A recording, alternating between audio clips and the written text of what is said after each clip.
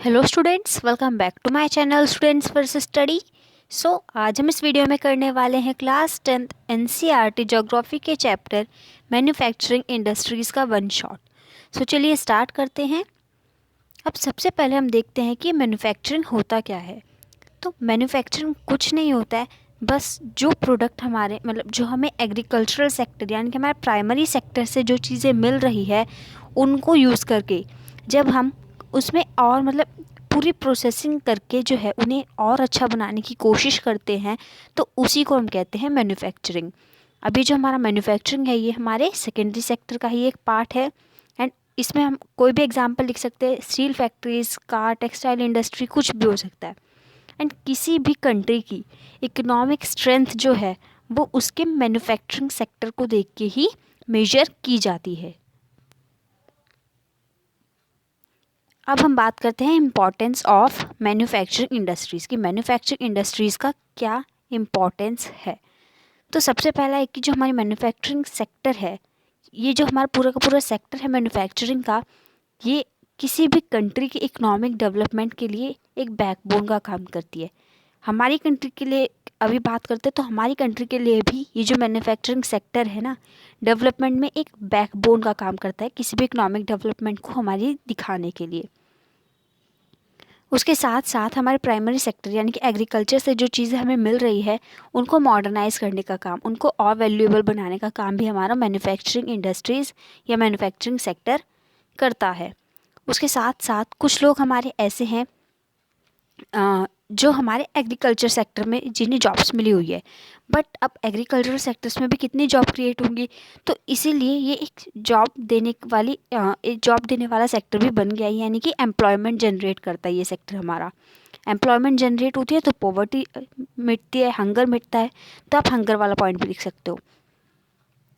उसके साथ साथ aims at bringing on regional disparities by establishing industries in tribal and backward areas, यानी कि जो हमारे पिछड़े हुए, हम कह सकते हैं पिछड़े हुए एरियाज़ है, हमारे बैकवर्ड एरियाज जो हैं, तो वहाँ पे अगर हम इंडस्ट्रीज लगा देते हैं ना, तो वो एरिया भी हमारा और अच्छा डेवलप करना स्टार्ट कर देता है। Expansion of trade and commerce and export of manufactured goods brings in foreign exchange, यानी कि हमारे फॉरेन एक्सचेंज में भी काफ़ी ज़्यादा इम्प्रूवमेंट आया है हमारी मैन्युफैक्चरिंग इंडस्ट्रीज़ की वजह से। क्योंकि जब हमारा कोई गुड मैन्युफैक्चर होता है तब हम उसको एक्सपोर्ट भी करते हैं या दूसरी कंट्री से इंपोर्ट भी करते हैं, तो हमारे जो कनेक्शन है बाकी कंट्रीज के साथ वो भी अच्छे हो रहे हैं। एंड ये वाला पॉइंट तो मैंने आपको बता ही दिया कि रॉ मटेरियल्स को और ज़्यादा वैल्यूएबल बनाने का काम भी हमारी मैन्युफैक्चरिंग इंडस्ट्रीज़ करती हैं। नेक्स्ट अब हम बात करते हैं एग्रीकल्चर की। तो एग्रीकल्चर और इंडस्ट्री दोनों काम ऐसे हैं जो कि एक साथ होते रहते हैं। एग्रीकल्चर हो गया तो इंडस्ट्री, इंडस्ट्री हो गया तो एग्रीकल्चर, दोनों एक दूसरे के ऊपर डिपेंडेंट है, यानी कि इंटरडिपेंडेंट है। अब रॉ मटेरियल इंडस्ट्रीज़ के लिए कहाँ से आएगा? एग्रीकल्चर सेक्टर से।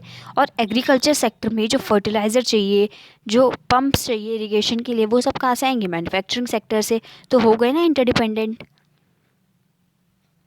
अब बात करते हैं कि ये जो हमारी मैन्युफैक्चरिंग इंडस्ट्रीज़ है इनका हमारे जीडीपी में कितना योगदान है। तो अगर हम अपनी बात करें जीडीपी की, तो जीडीपी में मैन्युफैक्चरिंग सेक्टर का टोटल 27% में से 17% शेयर है। ऐसा कब से देखा गया? पिछले 20 सालों में ऐसा देखा गया है।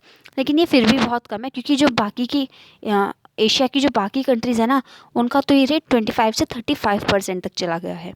तो इसीलिए एक तरह की काउंसिल बनाई गई थी हमारी गवर्नमेंट के द्वारा, जो कि है national manufacturing competitiveness council, NMCC, जिससे कि हम ये जो काउंसिल है ये देखे कि जो मैन्युफैक्चरिंग सेक्टर है वो कितना इम्प्रूव हो रहा है, क्या क्या हम उसमें मेजर ला सकते हैं, क्या क्या पॉलिसी क्रिएट कर सकते हैं जिससे कि इसमें और इम्प्रूवमेंट आए, इसकी और प्रोडक्टिविटी बढ़े।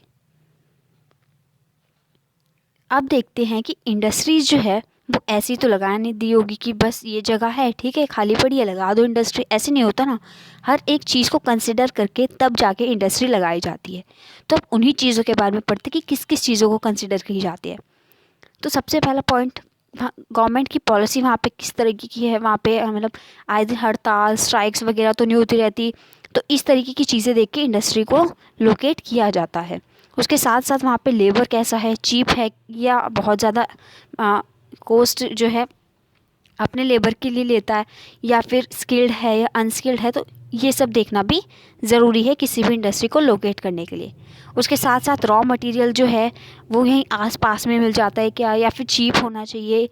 और उसके साथ साथ ये जो पावर सप्लाई है, एनर्जी भी तो चाहिए ना, इलेक्ट्रिसिटी वगैरह, तो इन सब के बारे में भी देखना पड़ता है। उसके साथ साथ जो हमारी मार्केट है वो रॉ मटीरियल मतलब मार्केट कितनी दूरी पे होगा, ट्रांसपोर्टेशन का खर्चा बचाने के लिए जो है मार्केट भी देखना पड़ता है कि मार्केट ज़्यादा दूर तो नहीं है, ट्रांसपोर्टेशन में ज़्यादा खर्चा तो नहीं लगेगा। तो इन सब चीज़ों को जो है कंसिडर करके कोई भी इंडस्ट्री लोकेट की जाती है। तो अब जो है हमें एक बात समझनी है कि अगर किसी जगह पे कोई इंडस्ट्री लग गई, मान लो आपका कोई गांव है तो वहाँ पे कोई इंडस्ट्री अगर लग गई, तो यहाँ अब जो है वो थोड़ा थोड़ा शहर में बदलना स्टार्ट कर देगा। जब एक मतलब जब इंडस्ट्रियल एक्टिविटी किसी जगह पे स्टार्ट होती है ना, तो अर्बनाइजेशन वहाँ पे खुद ही होने लगता है, क्योंकि इंडस्ट्रीज़ आएंगी तो वहाँ पे डेवलपमेंट होगा तो फिर वो अर्बन सेंटर बनी जाना है। Sometimes industries are located in और नियर दी सिटीज़, यानी कि सिटीज़ के आसपास वाली जगहों पर जो है ज़्यादातर इंडस्ट्रीज़ को लगाया जाता है, क्योंकि जो सिटीज़ है वहाँ पे मार्केट्स भी होते हैं, उसके साथ साथ सर्विसेज भी होती है, जैसे कि बैंकिंग, इंश्योरेंस, ट्रांसपोर्ट। इन सब सर्विसेज के होने की वजह से या तो सिटीज़ में ही लगाया जाता है या फिर सिटीज़ के आसपास वाली जगहों पर लगा दिया जाता है।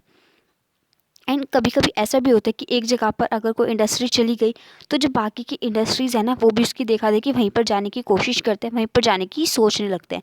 क्यों? क्योंकि उन्हें ऐसा लगता है कि अगर मतलब जहाँ पे अब वो लगाना चाहते हैं इंडस्ट्री, अगर वो थोड़ा पिछड़ा हुआ भी होगा, बैकवर्ड एरिया भी होगा, तो फिर भी क्या है, जो इंडस्ट्री गई है वो वहाँ पे अर्बन सेंटर्स को बना देगी, अर्बनाइजेशन हो जाएगा, तो हमें भी फ़ायदा हो जाएगा ना।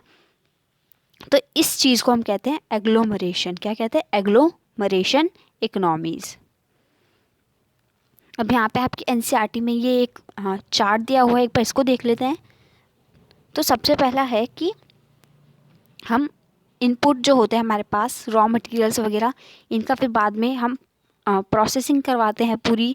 एंड फिर उसके बाद जब प्रोसेसिंग हो जाती है, मैन्युफैक्चर हो जाता है, तो हम उसमें ट्रांसपोर्ट लगा के फिर उसको मार्केट तक भेज देते हैं। मार्केट के बाद जो हमारे पास पैसा आता है वो दो चीज़ों में जाता है। पहला तो हमारा ये जो इनपुट्स वगैरह है इसमें जाता है, एंड दूसरा हमारा थोड़ा बहुत प्रॉफिट भी बच जाता है। एक बार फिर से बता देती हूँ, इनपुट हमारे रॉ मटेरियल्स वगैरह तैयार होते हैं हमारे एग्रीकल्चरल सेक्टर से। फिर उसके बाद फैक्टर्स ऑफ प्रोडक्शन, यानी कि हमारा लैंड लेबर, ये आप 9th क्लास में पढ़ के आए हैं। तो अब जब ये रॉ मटेरियल्स हैं हमने इनको ख़रीदा, तो अब ट्रांसपोर्ट करके उनको फैक्ट्री तक ले जाना पड़ेगा। तो फैक्ट्री तक जब वो आए तो हमने उनमें प्रोसेसिंग की, हमने उनको मैन्युफैक्चर किया, उनको एक वैल्यूएबल प्रोडक्ट बनाया।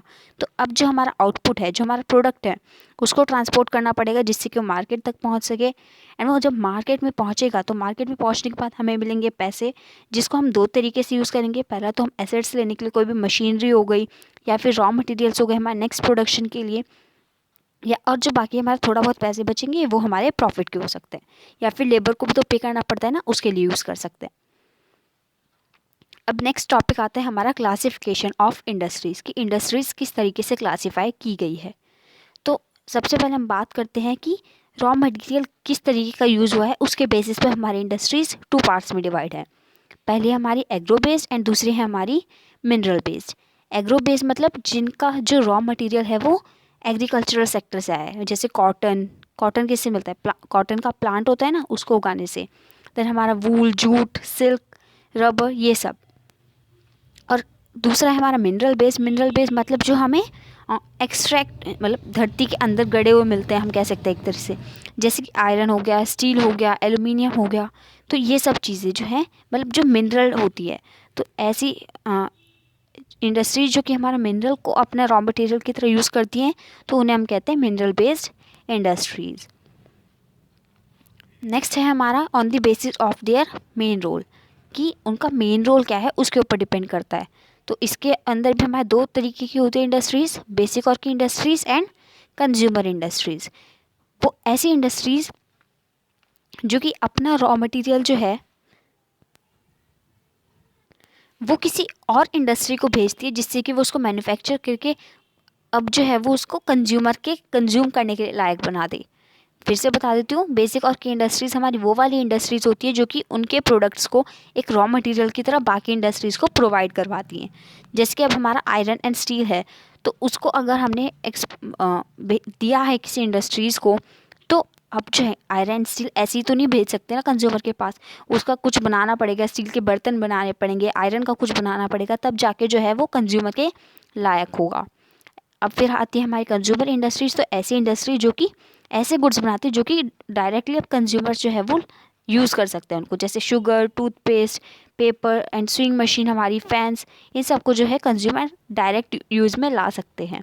बट जो बेसिक और की इंडस्ट्रीज़ हमारे प्रोडक्ट्स बनाती है, तो वो एक रॉ मटेरियल की तरह काम करते हैं बाकी इंडस्ट्रीज़ के लिए। नेक्स्ट है हमारा on the basis of capital investment. तो इसमें हमारे दो तरीके के, मतलब इन्वेस्टमेंट कितनी हुई है उसके बेसिस पे, तो इसमें भी हमारे दो टाइप्स की हैं। पहले हमारी स्मॉल स्केल इंडस्ट्रीज़, मतलब ऐसी इंडस्ट्रीज़ जिनका इन्वेस्टमेंट जो है वो 1 करोड़ या 1 करोड़ से कम का हो, तो वो है हमारी स्मॉल स्केल इंडस्ट्रीज़। एंड दूसरी हमारी लार्ज स्केल इंडस्ट्रीज़, ऐसी इंडस्ट्रीज़ जिनका इन्वेस्टमेंट 1 करोड़ या 1 करोड़ से ज़्यादा हो, तो वो है हमारी लार्ज स्केल इंडस्ट्रीज़। नेक्स्ट है हमारा on the basis of ownership, कि ओनर कौन है। तो सबसे पहले हमारी पब्लिक सेक्टर मतलब ऐसी एजेंसी जिनको जो है गवर्नमेंट ऑपरेट कर रही है, जो कि गवर्नमेंट की हैं, जैसे कि हमारा भेल हो गया, सेल हो गया, steel authority of India limited, ये सब।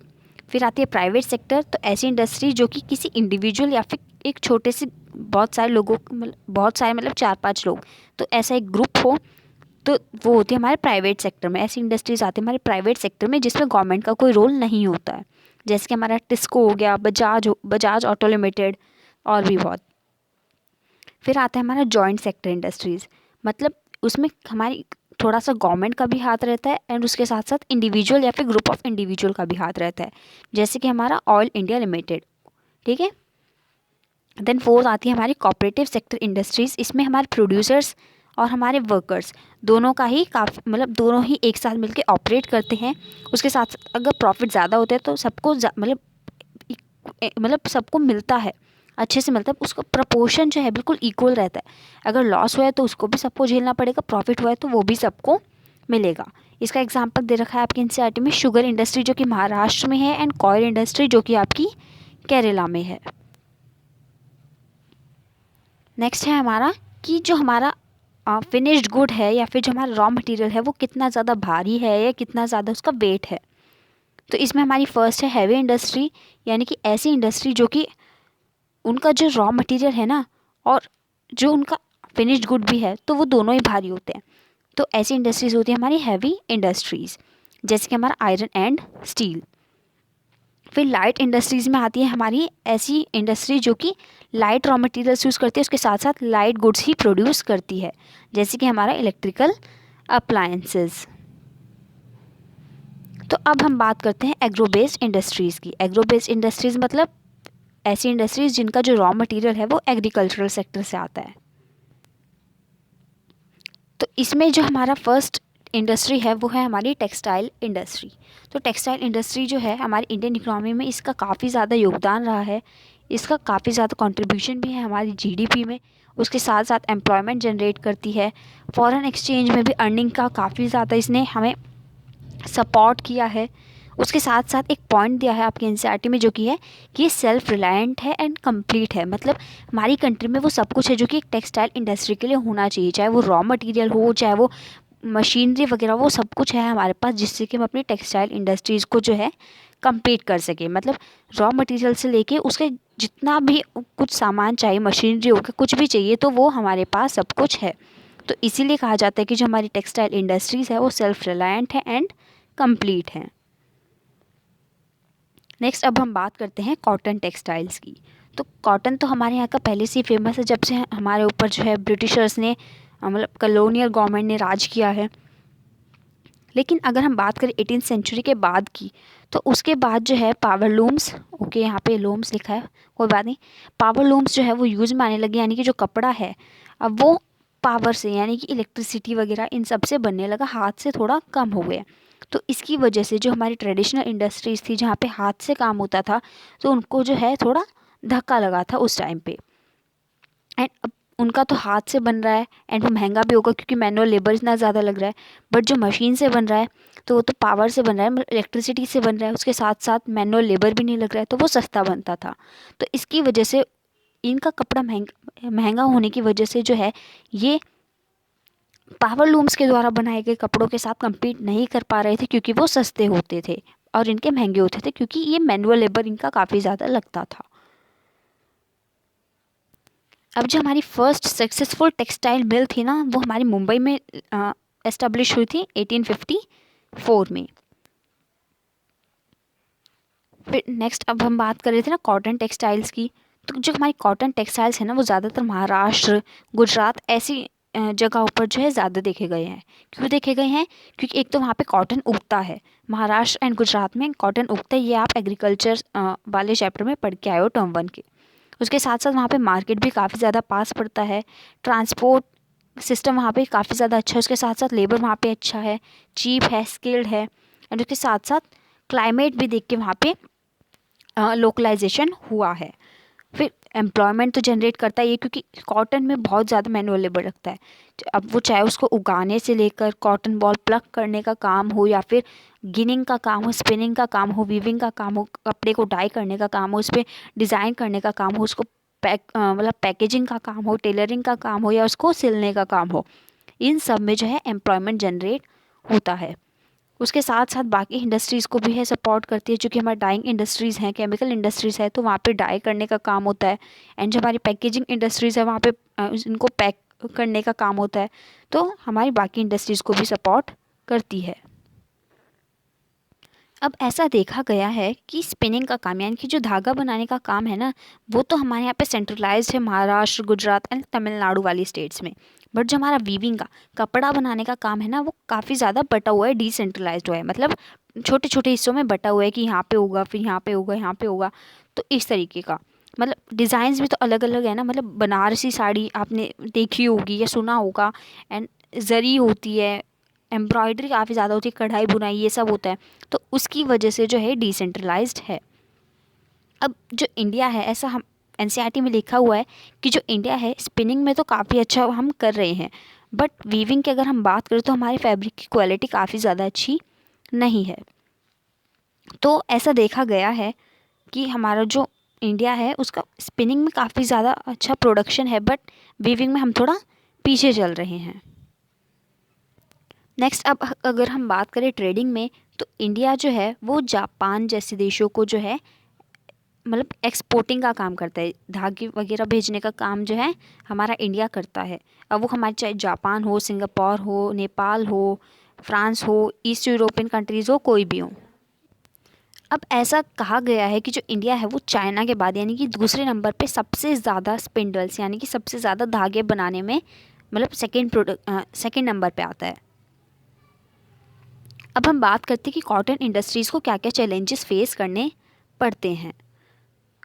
Are spinning mills are competitive at the global level and capable of using all the fibres we produce, यानी कि जो हमारी स्पिनिंग मिल्स हैं यानी धागे बनाने वाली जो मिल्स हैं वो काफ़ी अच्छा कर रही है। हमने अभी देखा था, हम जो है ग्लोबल लेवल पे कम्पीट कर सकते हैं।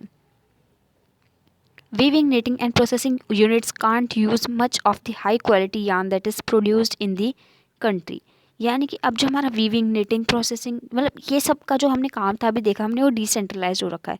तो उसकी वजह से ऐसा कहा गया है कि हमारे यहाँ का जो कपड़ा है वो इतना ज़्यादा अच्छा नहीं होता है, बट जो हमारे यहाँ का धागा है वो काफ़ी अच्छा है।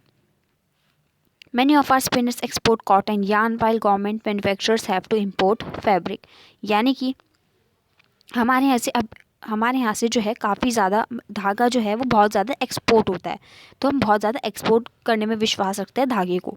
तो इसलिए हम ऐसा देखा गया है कि हमारे यहाँ पे धागा नहीं बचता है, और उसकी वजह से हमारे यहाँ के जो फैब्रिक की क्वालिटी है वो ख़राब होती है। अब बात आती है कि फैब्रिक को इम्पोर्ट करने का क्या ज़रूरत पड़ती है हमें। तो सबसे पहला है कि हमारे यहाँ पे पावर अच्छे से नहीं मिलती, इलेक्ट्रिसिटी वगैरह हर जगह पे अच्छे से हो ऐसा ज़रूरी नहीं है। उसके साथ साथ हमारे यहाँ की मशीनरी काफ़ी ज़्यादा अच्छी नहीं है, ओल्ड और आउटडेटेड है, उनको अपडेट करना पड़ेगा। देन हमारे यहाँ का जो लेबर है वो बहुत ज़्यादा एफिशिएंट नहीं है, उनको पैसे नहीं देते हैं वो अलग बात है, बट वो एफिशिएंसी नहीं दिखाते हैं। फिर फोर्थ है हमारा कि सिंथेटिक फाइबर जो है थोड़ा मतलब अब वो सस्ते होते हैं, तो इसलिए लोग उनको ज़्यादा ख़रीदना पसंद करते हैं इन कंपैरिजन ऑफ हमारे नेचुरल फाइबर्स। अब हम बात करते हैं जूट टेक्सटाइल्स की। India is largest producer of raw jute and jute goods, यानी कि जो इंडिया है वो लार्जेस्ट प्रोड्यूसर है रॉ जूट का भी एंड उसके बने हुए गुड्स का भी। फिर एक्सपोर्टर की बात करें तो हम सेकंड पे आते हैं, सेकंड नंबर पे आते हैं हम एक्सपोर्टर में, क्योंकि बांग्लादेश जो है हमसे आगे निकल गया। अब जो हमारी जूट मिल्स है ना वो ज़्यादातर वेस्ट बंगाल हुगली रिवर के पास वाली जगहों पर देखी गई है। तो इस पर भी क्वेश्चन आ सकते हैं कि क्यों हुगली बेसिन वाले मतलब हुगली रिवर वाले एरिया में ही क्यों देखी गई है। तो इसके बहुत सारे रीज़न हैं, मैं आपको 6 रीज़न बता रही हूँ।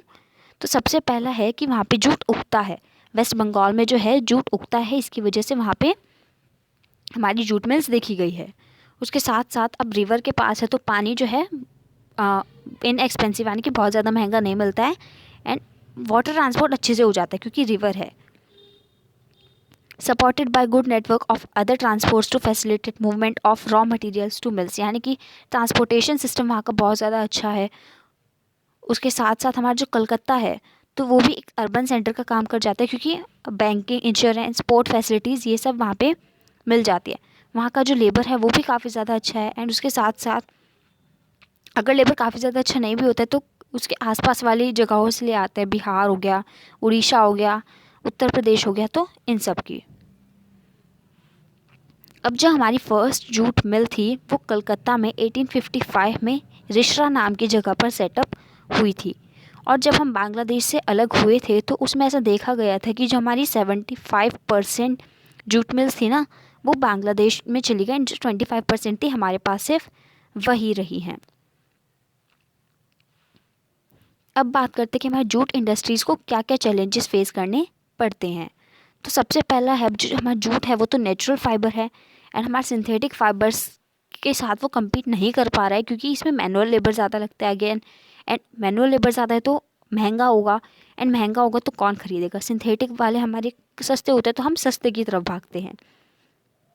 उसके साथ साथ ही जो हमारे बड़े बड़े देश हैं, बांग्लादेश हो गया, ब्राज़ील हो गया, फ़िलिपाइंस हो गया, इजिप्ट हो गया, थाईलैंड हो गया, तो हम इनके साथ कम्पीट नहीं कर पा रहे हैं। तो इसके लिए हमारी 2005 में पॉलिसी आई थी, नेशनल जूट पॉलिसी।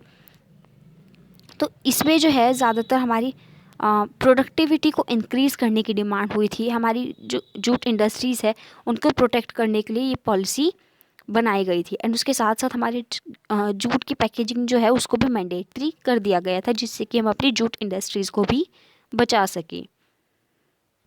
नेक्स्ट अब हम बात करते हैं शुगर इंडस्ट्रीज़ की। तो जो इंडिया है वो सेकंड लार्जेस्ट प्रोड्यूसर है शुगर का, बट फर्स्ट लार्जेस्ट प्रोड्यूसर है हमारे गुड़ और खंडसरी का। अब जो रॉ मटेरियल इसमें यूज़ होता है हमारे शुगर इंडस्ट्री में काफ़ी ज़्यादा भारी होता है एंड अब जो हमारा शुगर केन है, जो हमारा गन्ना है, अब क्योंकि उसमें सुक्रोज कंटेंट होता है यानी कि उसके अंदर का जो रस होता है, अब अगर उसमें ज़्यादा धक्का मुक्के लगे ना यानी कि हॉलेज हुआ तो उसका जो सुक्रोज कंटेंट है ना वो रिड्यूस हो जाता है एंड सुक्रोज कंटेंट रिड्यूस हो गया तो हमारी चीनी जो है वो चीनी नहीं रह पाएगी, मतलब मीठी नहीं रह पाएगी। उसके साथ साथ ही जो हमारी शुगर मिल्स है ये ऐसी जगहों पर देखा गया है जैसे उत्तर प्रदेश, बिहार, महाराष्ट्र, कर्नाटका, तमिलनाडु, आंध्र प्रदेश, गुजरात, पंजाब, हरियाणा, मध्य प्रदेश, तो इन जगहों पर हमारी शुगर इंडस्ट्री ज़्यादा देखी गई है।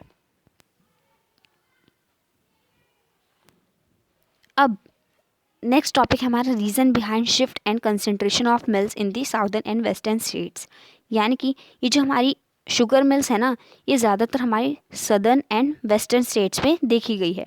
तो अब इसके रीज़न पढ़ते हैं। तो सबसे पहला रीज़न है कि यहाँ पे जो गन्ना है वो उगता है एंड उसका वो जो गन्ना होता है उसमें सुक्रोज कंटेंट भी काफ़ी ज़्यादा अच्छा होता है। उसके साथ साथ वहाँ का जो क्लाइमेट है वो काफ़ी ज़्यादा अच्छा है, तो इसकी वजह से वहाँ पे इंडस्ट्रीज़ शिफ्ट हो मतलब मिल्स जो है वो शिफ्ट हो गई हैं। ऊपर से वहाँ का जो कोऑपरेटिव सेक्टर है वो भी काफ़ी ज़्यादा सपोर्टिव है, तो उसकी वजह से भी वहाँ पे शिफ्ट देखा गया है। नेक्स्ट अब हम बात करते हैं कि क्या क्या चैलेंजेस फेस करने पड़ते हैं। तो सबसे पहला है कि seasonal nature of the industry, यानी कि अब जो गन्ना है वो काफ़ी ज़्यादा टाइम ले लेता है उगने के लिए, 11 महीने ले लेता है, तो ये एक प्रॉब्लम है। Then old inefficient methods of production, यानी कि हमारे यहाँ पे इंडिया में जो है ऐसा देखा गया है कि हम पुराने मतलब ट्रेडिशनल तरीके से जो है गन्ने को उगाते हैं एंड ट्रेडिशनल मेथड्स को यूज़ करते हैं, तो ये भी एक प्रॉब्लम बन जाती है। उसके साथ साथ ट्रांसपोर्ट जो है अगर डिले हो जाता है तो फिर उसकी वजह से जो सुक्रोज कंटेंट है वो रिड्यूस हो जाता है। एंड उसके साथ साथ जब आपने अगर देखा होगा कि जब गन्ने का जूस निकलता है तो उसके साथ साथ जो गन्ना है वो पीछे रह जाता है, मतलब सुक्रोज कंटेंट जो है वो तो निकल जाता है, बट जो हमारा पीछे का रह जाता है ना वो गन्ना, तो उसको हम बोलते हैं बगीच। तो उसका यूज़ अभी तक हमें समझ में नहीं आया है कि उसका यूज़ हम किस तरीके से मैक्सिमाइज़ कर सकते हैं। नेक्स्ट अब हम बात करते हैं मिनरल बेस्ड इंडस्ट्रीज़ की। अब जो हमारी मिनरल बेस्ड इंडस्ट्रीज़ है ना, ये हमारी बेसिक और की इंडस्ट्री है, मतलब सारी इंडस्ट्री जो है वो इस पर डिपेंडेंट है किसी भी मशीनरी के लिए। अब जैसे जो हमारा स्टील है उसको भी तो काफ़ी चीज़ें मैन्युफैक्चर करने के लिए यूज़ किया जाता है ना। Production and consumption of steel is often regarded as the index of a country's development, यानी कि किसी भी कंट्री में कितना स्टील प्रोड्यूस हो रहा है, कंज्यूम हो रहा है, उस पर डिपेंड करता है कि वहाँ का जो डेवलपमेंट है वो कैसा होगा। एंड जो हमारा स्टील है ना उसको हार्ड करने के लिए जो है उसको अच्छे से यूज़ में लाने के लिए 3 चीज़ों का इस्तेमाल होता है, iron ore, coking coal and limestone. And इसका एक रिक्वायर्ड रेशियो रहता है, उसी रेशियो में जो है हमको इन सब का अमाउंट चाहिए होता है, वो है 4:2:1। अगर इस रेशियो में हमारा होगा तो हमारा जो स्टील है वो काफ़ी अच्छी क्वालिटी का होगा। उसके साथ साथ हमारा मैंगनीज़ भी यूज़ होता है हमारे स्टील को हार्ड करने में। अब बात आती है कि जो हमारा आयरन और स्टील है हम उसको हैवी इंडस्ट्री क्यों कहते हैं, मतलब हैवी इंडस्ट्री में हमारा आयरन एंड स्टील क्यों आता है। तो सबसे पहला रीज़न तो ये है कि जो हमारा आयरन एंड स्टील है ना वो बहुत ज़्यादा भारी होता है, मतलब हैवी होता है, बल्कि होता है। एंड उसके साथ साथ जो उसका फिनिश्ड गुड होता है ना उसमें भी काफ़ी मतलब बहुत ज़्यादा हैवी ट्रांसपोर्टेशन होता है एंड उसमें पैसा भी बहुत ज़्यादा लगता है। अगर हम बात करें क्रूड स्टील की तो उसमें जो है इंडिया सेकेंड नंबर पे आता है प्रोड्यूसिंग में। लेकिन अगर हम बात करें स्पंज आयरन की तो उसमें हम लार्जेस्ट प्रोड्यूसर हैं। बट 2018 में ऐसा देखा गया है कि पर कैपिटा कंजप्शन जो है स्टील का हमारी कंट्री का वो 70.9 kg पर एनम है। बट जो हमारा 70.9 kg है पर कैपिटा कंजप्शन, वहीं पे जो बाकी कंट्रीज़ हैं उनका तो हमसे काफ़ी ज़्यादा है, 224.5 kg पर एनम वहाँ पे पर कैपिटा कंजप्शन है स्टील का। तो हम जो है काफ़ी ज़्यादा पीछे चल रहे हैं कंजप्शन में। Most of the public sector undertakings market their steel through Steel Authority of India Limited. In the 1950s, China and steel produced almost the same quantity of steel. यानी कि 1950s में ऐसा देखा गया था कि जो चाइना और इंडिया है वो दोनों ऑलमोस्ट सेम अमाउंट जो है स्टील का प्रोड्यूस करते हैं। बट जो हमारे आगे के साल थे उसमें जो है चाइना हमसे थोड़ा आगे निकल गया एंड अब जो है चाइना लार्जेस्ट प्रोड्यूसर और कंज्यूमर है स्टील का। अब हमारे यहाँ पे ऐसा देखा गया है कि जो ये हमारी आयरन एंड स्टील इंडस्ट्रीज़ है ना ये छोटा नागपुर प्लेट्यू रीजन वाली जगहों पर ज़्यादा देखा गया है। तो अब एक बार इसके भी रीज़न देख लेते हैं कि वहीं पे क्यों है। तो एक तो वहाँ पे आयरन और काफ़ी ज़्यादा सस्ता होता है। फिर सेकंड रीज़न है हमारा high grade raw materials in proximity, यानी कि वहाँ पे रॉ मटेरियल काफ़ी आसानी से मिल जाता है। फिर वहाँ पे जो लेबर है वो भी चीप होता है एंड उसके साथ साथ मार्केट भी काफ़ी ज़्यादा पास में होता है, तो ट्रांसपोर्टेशन का खर्चा बच जाता है। अब बात करते हैं कि इन्हें क्या क्या चैलेंजेस फेस करने पड़ते हैं। तो सबसे पहला रीज़न तो यही है कि हमारे यहाँ का जो लेबर है वो काफ़ी ज़्यादा एफिशिएंट नहीं है। देन उसके साथ साथ हमारा एनर्जी सप्लाई जो है काफ़ी ज़्यादा इरेगुलर है, इलेक्ट्रिसिटी अच्छे से आती नहीं है, बिजली अच्छे से आती नहीं है। ऊपर से पुअर इंफ्रास्ट्रक्चर, वहाँ का इंफ्रास्ट्रक्चर जो है मतलब इंफ्रास्ट्रक्चर ख़राब होने की वजह से भी जो है इन इंडस्ट्रीज़ को चैलेंजेस फेस करने पड़ते हैं। High cost and limited availability of coking coal, यानी कि कोकिंग कोल जो है थोड़ी प्रॉब्लम बन जाता है क्योंकि एक तो काफ़ी ज़्यादा महंगा होता है एंड उसकी अवेलेबिलिटी जो है ना वो काफ़ी ज़्यादा लिमिटेड होती है, मतलब अच्छे से अमाउंट में नहीं मिल पाता है। लेकिन अगर हम बात करें हमारी एलपीजी पॉलिसी की, लिबरलाइजेशन, प्राइवेटाइजेशन एंड ग्लोबलाइजेशन वाली पॉलिसी की, तो उसने जो है काफ़ी ज़्यादा मतलब एनकरेज करने की कोशिश की है इंडस्ट्रीज़ को, बट फिर भी थोड़ा चैलेंजेस फेस करने पड़ रहे हैं। नेक्स्ट है हमारा एलुमिनियम स्मेल्टिंग। तो जो हमारा एलुमिनियम है तो ये जो है हमारा second most important metallurgical industry है उसके साथ साथ ये काफ़ी ज़्यादा हल्का होता है, ये इसमें जंग नहीं लगता है, और ये हमारा गुड कंडक्टर है हीट का, मेलिएबल है यानी थिन शीट्स में कन्वर्ट हो जाता है। उसके साथ साथ जब हम इसमें बाकी के कुछ अदर मेटल्स जो है उनको मिक्स करते हैं तो ये और ज़्यादा स्ट्रॉन्ग बन जाता है। हमारे एयरक्राफ्ट्स, यूटेंसिल्स, वायर्स, इन सबको बनाने के लिए भी एलुमिनियम का यूज़ किया जाता है। और उसके साथ साथ हमारा जो स्टील, कॉपर, जिंक, इन सब को जो है और ज़्यादा अच्छा बनाने के लिए हमारे एलुमिनियम का यूज़ होता है। अब जो हमारे एलुमिनियम स्मेल्टिंग प्लांट्स हैं वो ज़्यादातर उड़ीसा, वेस्ट बंगाल, केरला, उत्तर प्रदेश, छत्तीसगढ़, महाराष्ट्र, तमिलनाडु, इन जगहों पर देखा गया है। तो अब ये जो इंडस्ट्रीज़ है ना, इनको दो फैक्टर चाहिए जिससे कि वहाँ पे इंडस्ट्री लगे। तो पहला है कि वहाँ पे इलेक्ट्रिसिटी जो है रेगुलर होनी चाहिए, और दूसरा है कि वहाँ पे जो रॉ मटेरियल है ना वो सस्ते में मिलना चाहिए। तो ये दो प्राइम फैक्टर्स जो है बन जाते हैं जिससे कि इंडस्ट्री कहीं पे भी लोकेट हो।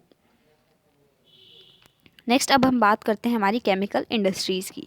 तो इंडिया में अगर हम केमिकल इंडस्ट्रीज़ की बात करें तो काफ़ी ज़्यादा अच्छा हम कर रहे हैं केमिकल इंडस्ट्रीज़ में। एंड उसके साथ साथ हमारे यहाँ पे केमिकल इंडस्ट्रीज़ में काफ़ी ज़्यादा हम कह सकते हैं बहुत ज़्यादा डिवर्सिफाई कर रही है हमारी केमिकल इंडस्ट्रीज़। अब इन केमिकल इंडस्ट्रीज़ के अंदर हमारी large scale and small scale दोनों तरह की मैन्युफैक्चरिंग यूनिट्स आती हैं। उसके साथ साथ इसकी वजह से जो हमारे ऑर्गेनिक और इनऑर्गेनिक सेक्टर्स में भी काफ़ी ज़्यादा ग्रोथ देखने को मिली है। एक बार देख लेते हैं कि इनऑर्गेनिक और ऑर्गेनिक केमिकल्स कौन से होते हैं। तो इनऑर्गेनिक हमारे वो जिनमें हाइड्रोजन ऑक्सीजन का बॉन्ड नहीं होता, जैसे कि हमारा सल्फ्यूरिक एसिड H2SO4। हमारे जो फर्टिलाइज़र्स को मैन्युफैक्चर करने में केमिकल्स यूज़ होते हैं वो हमारे इनऑर्गेनिक है। उसके साथ हमारे जो synthetic fibres, plastic, nitric acid H2NO, nitric acid, एल्कीज मतलब हमारे वाटर सॉल्युबल बेसिस, और हमारा सोडा ऐश, कॉस्टिक सोडा, इन सब को जो है मैन्युफैक्चर करने में ये हमारे इनऑर्गेनिक केमिकल्स हैं। मतलब कुछ हमारे इनऑर्गेनिक केमिकल्स हैं एंड उसके साथ साथ हमें जो फर्टिलाइज़र्स हैं इनको मैन्युफैक्चर करने में भी हमारे इनऑर्गेनिक केमिकल्स का यूज़ होता है। देन बात करते हैं हमारे ऑर्गेनिक केमिकल्स की। तो इसमें हमारे ड्रग्स, फार्मास्यूटिकल्स, ये सब आते हैं। ड्रग्स मतलब जो हमारे मेडिसिन में यूज़ होते हैं। अब ऐसा देखा गया है कि जो हमारी केमिकल इंडस्ट्री है ना वो खुद में मतलब अपनी खुद की बहुत ज़्यादा हेल्प कर देती है, खुद के ऊपर ही वो काफ़ी ज़्यादा डिपेंडेंट है। मतलब एक इंडस्ट्री ने जो केमिकल बनाया वो दूसरी इंडस्ट्री जो है अब as a raw material use कर लेती है। इस इंडस्ट्री ने जो बनाया वो तीसरी industry as a raw material use कर लेती है। तो कंज्यूमर इंडस्ट्री जो है वो खुद में ही एक लार्जेस्ट कंज्यूमर है अपने आप का। नेक्स्ट अब हम बात करते हैं फर्टिलाइज़र इंडस्ट्री की। Industry is centered around the production of nitrogenous fertilizers, phosphatic fertilizers, and ammonium phosphate and complex fertilizers which have a combination of nitrogen, phosphate and potash. अब फर्टिलाइज़र बनाने के लिए जो है हमें तीन चीज़ों की काफ़ी ज़्यादा ज़रूरत पड़ती है, नाइट्रोजन की, फॉस्फेट की एंड पोटैश की। अब जो पोटैश है हमारे यहाँ पे बहुत ही ज़्यादा कम मिलता है, मतलब इंडिया में काफ़ी ज़्यादा कम देखा गया है। तो इसीलिए हमारे यहाँ पे पोटैश जो है वो पूरी तरीके से इंपोर्ट किया जाता है, बाहर की कंट्री से मंगाया जाता है। लेकिन अगर हम बात करें नाइट्रोजन से बनने वाले हमारे फर्टिलाइज़र्स की, तो उसमें जो इंडिया है वो लार्जेस्ट प्रोड्यूसर है।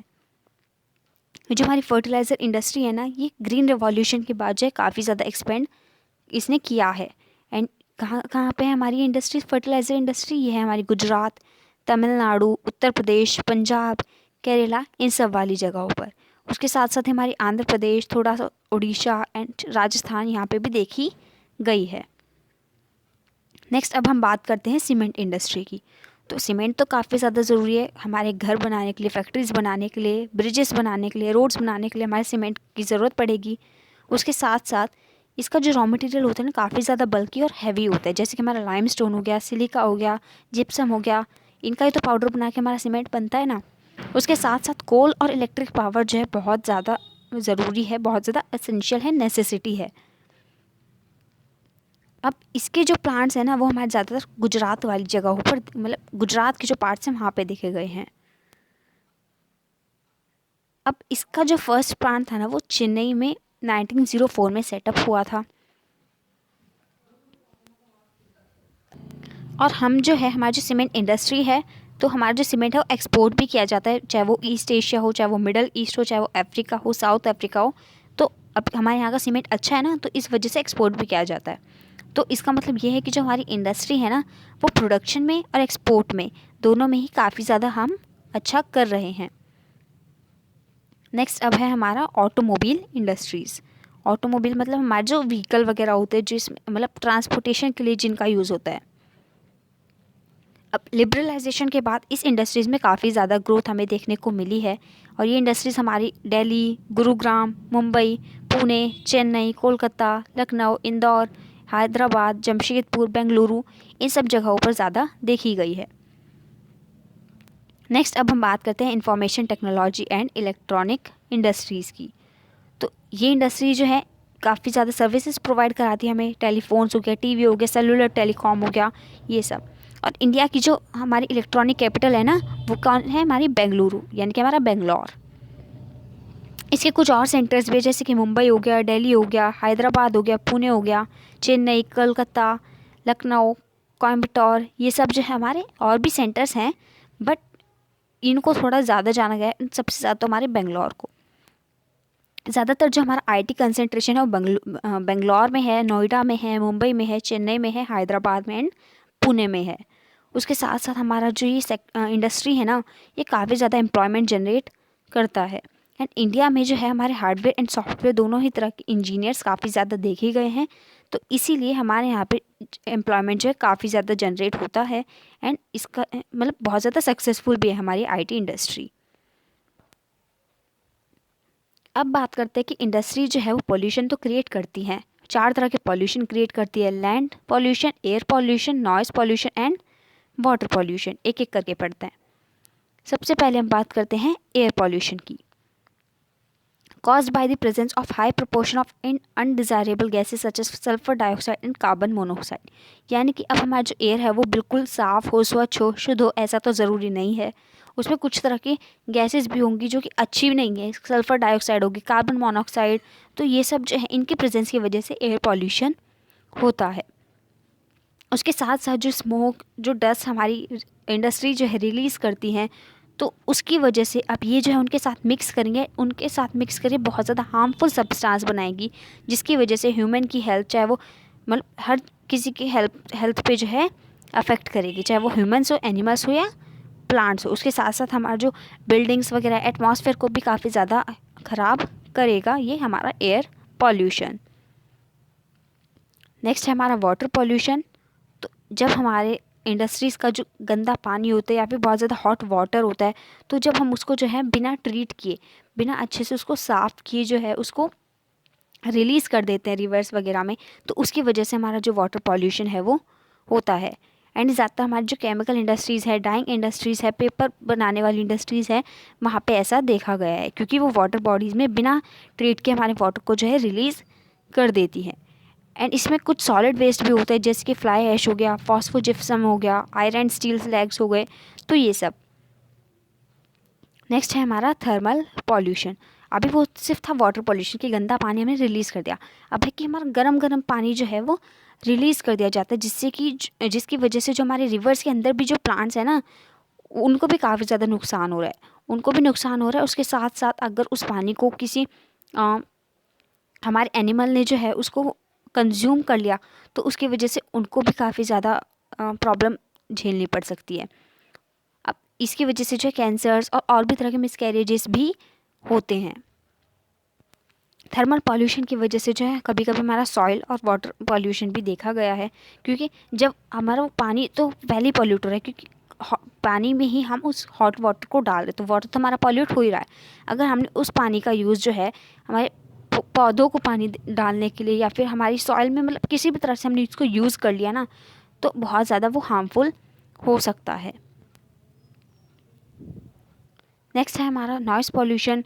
तो जैसे हमारा कंस्ट्रक्शन का कहीं पे काम चलता है, मशीनरी जो हमारी इंडस्ट्रीज़ यूज़ करती है, जनरेटर्स जो यूज़ करती है, तो काफ़ी ज़्यादा नॉइज़ पॉल्यूशन क्रिएट करती है। एंड इस नॉइज़ पॉल्यूशन की वजह से हम बहुत ज़्यादा इरिटेशन में आ जाते हैं, हमारे अंदर बहुत ज़्यादा गुस्सा आने लगता है। हमें कभी कभी ऐसा होता है कि हमें सुनाई कम देने लगता है, एंड कम देने लगता है, तो ऐसा भी हो सकता है कि हम बिल्कुल डीफ हो जाएं। उसके साथ साथ हमारा जो ब्लड प्रेशर जो है, हमारा हार्ट रेट जो है बहुत ज़्यादा इंक्रीज़ हो जाता है इस इफ़ेक्ट की वजह से। तो अनवांटेड साउंड जो है ना बहुत ज़्यादा हमारा नॉइज़ पॉल्यूशन क्रिएट करती है।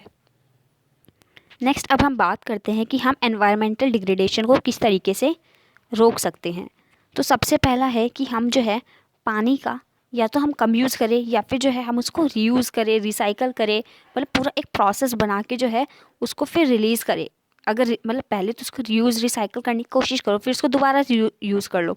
बट अगर जो हमारा पानी है वो रीयूज़ नहीं हो सकता है, रिसाइकल नहीं हो सकता है, तो हम उसको जो है अच्छे से ट्रीट करके तब जाके उसको जो है रिवर्स या पॉन्ड्स में रिलीज़ करें। उसके साथ साथ रेन वाटर हार्वेस्टिंग को भी जो है हम अपनी वाटर रिक्वायरमेंट्स पूरी करने के लिए यूज़ कर सकते हैं।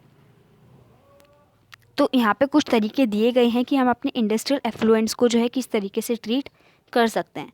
पहला है हमारा प्राइमरी ट्रीटमेंट, जो कि हम मैकेनिकल प्रोसेस से कर सकते हैं, चाहे वो हमारा स्क्रीनिंग हो, ग्राइंडिंग हो, सेडिमेंटेशन हो, कुछ भी हो। देन सेकेंड है हमारा सेकेंडरी ट्रीटमेंट, जो कि हम किसी भी बायोलॉजिकल प्रोसेस से कर सकते हैं। तीसरा है हमारा टर्शियरी ट्रीटमेंट, जो कि हम biological, chemical and physical process किसी से भी कर सकते हैं। इसके अंदर हमारा जो वेस्ट वाटर है उसको रिसाइकल करना भी इन्वॉल्व्ड है। एयर पॉल्यूशन को किस तरीके से कंट्रोल कर सकते हैं, तो जो स्मोक हमारा हो रहा है इंडस्ट्रीज़ की वजह से उसको हम रिड्यूस भी तो कर सकते हैं ना। मतलब हम जो है कोल की जगह फैक्ट्रीज़ में, इंडस्ट्रीज़ में ऑयल और गैस का भी तो यूज़ कर सकते हैं ना, जिसकी वजह से हमारा जो स्मोक है वो उसका अमाउंट जो है काफ़ी ज़्यादा कम हो जाएगा। उसके साथ साथ हमारे जो स्मोक स्टैक्स होते हैं ना, जो कि हमारे स्मोक को एब्जॉर्ब कर लेते हैं, रिड्यूस कर देते हैं, तो इनका हम यूज़ कर सकते हैं, जिससे कि जो हमारा स्मोक है वो बहुत ही कम क्वांटिटी में या फिर ना के बराबर जो है रिलीज़ हो। नॉइज़ पॉल्यूशन की बात करते हैं कि हम नॉइज़ पॉल्यूशन को किस तरीके से कंट्रोल कर सकते हैं। तो जो जनरेटर्स, जो मशीन्स जो हमारी साउंड क्रिएट करती है, तो हम उनमें साइलेंसर लगा सकते हैं ना, जिसकी वजह से जो नॉइज़ पॉल्यूशन है वो होगा ही नहीं। उसके साथ साथ और भी तरह के नॉइज़ अब्जॉर्बिंग मटेरियल आते हैं जिनको हम यूज़ कर सकते हैं, जिससे कि हमारा नॉइज़ पॉल्यूशन ना हो। अपार्ट फ्रॉम हमारे ईयरफोन्स एंड ईयर प्लग्स, क्योंकि ईयरफोन और ईयर प्लग्स का यूज़ करने से हमारे कानों को नुकसान होता है। सो आई होप कि आपको ये सारे कॉन्सेप्ट्स क्लियर हो गए होंगे। Thanks for watching.